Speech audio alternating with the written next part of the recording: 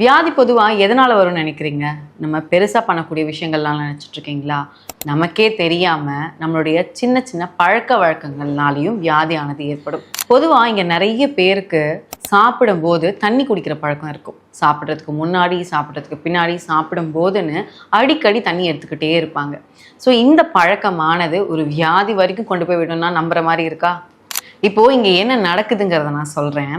நம்ம பொதுவாக சாப்பிடும்போது நம்ம வயிற்று பகுதியில் திட ஆகாரம் ஒரு பகுதி இருக்கும். கொஞ்சம் தண்ணீர் எடுத்துக்கும் போது செரிமானமானது சீராக அமைஞ்சிடும். இப்போது தண்ணி அதிகமாக எடுத்துக்கூடிய பழக்கம் இருக்கவங்களுக்கு என்ன ஆகும் பார்த்தீங்கன்னா, இந்த செரிமானத்துக்கு நீண்ட நேரம் எடுத்துக்கும். ஸோ நீண்ட நேரம் ஆகும்போது அந்த உணவானது புளிச்சு போயிடும்.